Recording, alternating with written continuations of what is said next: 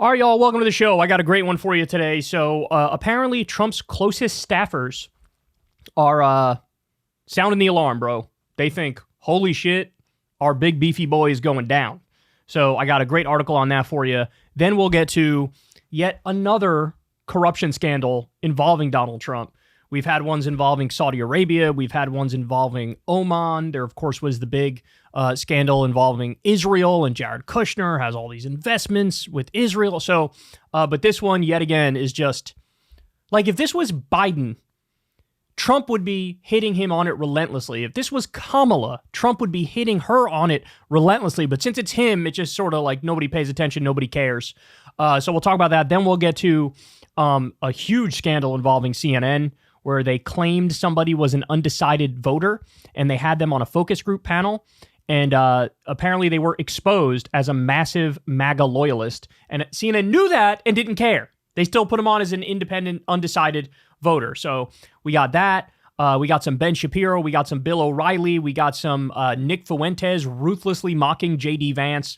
So there's a lot to get to. So everybody do me a big favor. Please subscribe to the channel. That helps out big time. It costs you absolutely nothing. We're trying to add another sexy ass plaque behind me. We want the 10 million plaque. I'll find some space for it. I know we don't have much right now. I'll find some space for it.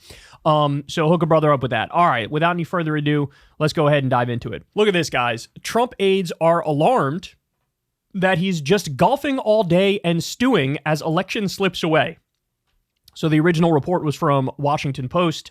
According to a report from the Washington Post, Donald Trump's inner circle grew increasingly alarmed at his complacency during the Democratic National Convention and had to convince him to hit the road instead of spending his days playing golf and complaining.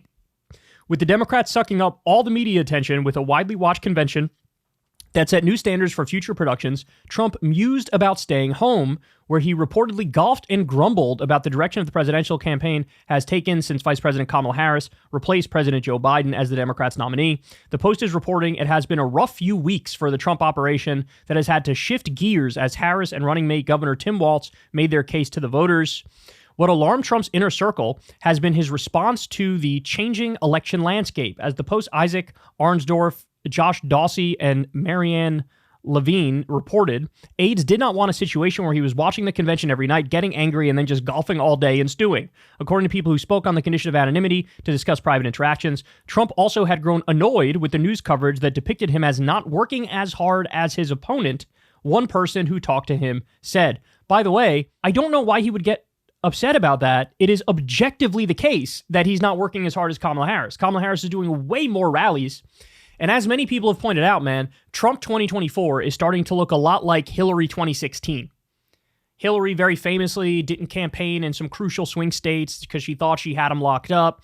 That backfired colossally. Hillary very famously posted some video, some like cartoon video of her and Madonna dancing together. Trump recently has been posting him and Elon Musk as some cartoon figures dancing together. The parallels are striking.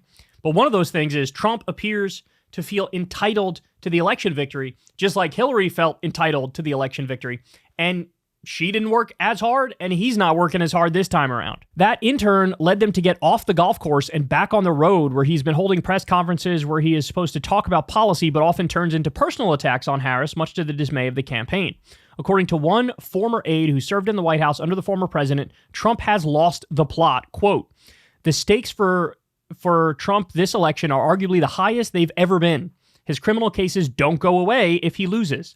Yet he seems to be phoning it in, running a remarkably low-energy, undisciplined campaign, explained Alyssa Farah Griffin, a former Trump spokesperson. Quote, from spending days off the campaign trail, golfing, to coming up with frankly weak nicknames like Kamabla, it feels like he's lost his mojo. You don't say. You don't say. So look, everything laid out in this article is true. Everything laid out in this article is accurate. That's important and that needs to be said. But at the same time, I need to remind everybody, guys, we know what his contingency plan is. He has a backup plan, and that's what he's relying on. And just to remind everybody and put it in perspective, we covered this the other day. This was an article in Rolling Stone that came out on July 29th. These swing state election officials are pro-Trump election deniers. Nearly 70% pro-Trump conspiracists are election officials in key battleground counties, and they are poised to make a giant mess on Election Day. So in other words, since 2020, some of the most hardcore election deniers have gotten very crucial key positions that certify the election in these various swing states. And they are ideologically committed to saying, no matter what happens, no, Trump won. Trump won. If Kamala wins, we're not going to certify it. We're going to cause a constitutional crisis. We're going to gum up the works. We're going to allow Trump to go on his ruthless campaign, claiming yet again that he won, even if he doesn't. And so, honestly, I think this is in the back of his mind. I think this is what he's relying on.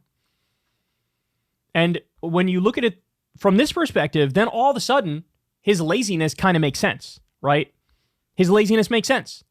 He felt like when Biden was still his opponent and he got shot at a rally, he felt like okay, we got it. It's over. I got this election locked up.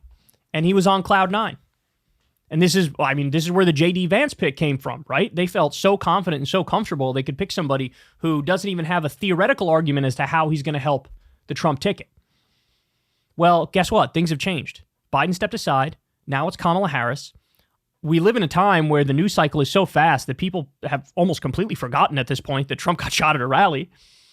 And so now when he spends all his time golfing and like angrily tweeting about the DNC and about Kamala Harris, these things are going to catch up with him. And they have. Right now, Kamala has a 4-point lead on average in the national election. Right? And so if he continues to act in this way, continues to just play golf, continues to tank his own campaign, well, again, my only takeaway is it's not like he doesn't know that he's struggling right now. He certainly knows it. But he feels like we have a contingency plan and I'm going to rely on that.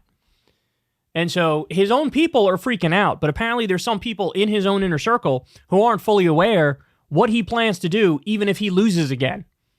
What he plans to do is contest it yet again. So everybody needs to get that through their minds, right?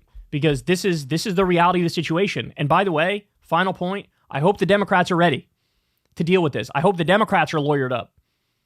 I hope they're ready for this because ironically, the Democrats get accused of doing lawfare against Trump. They're not. Trump committed crimes, and so he's being held accountable for those crimes. It's not lawfare. Lawfare implies there's a negative connotation to it. There's something about it that shouldn't be happening, right? Like it's unfair, it's unjust. But what Trump is planning on doing is lawfare. If Kamala wins the election and his 70 election denier allies in these key positions tries to gum up the works and not certify Kamala in these swing states, that is lawfare. So if they're preparing to do lawfare, I highly recommend to the Democrats, you dot all your I's and cross all your T's and get all your ducks in a row because you're going to need them. Hey, y'all, do me a favor and like and subscribe. It helps out big time in the algorithm. Click the bell as well for notifications when videos drop. And watch that video on screen right now. You know you want to.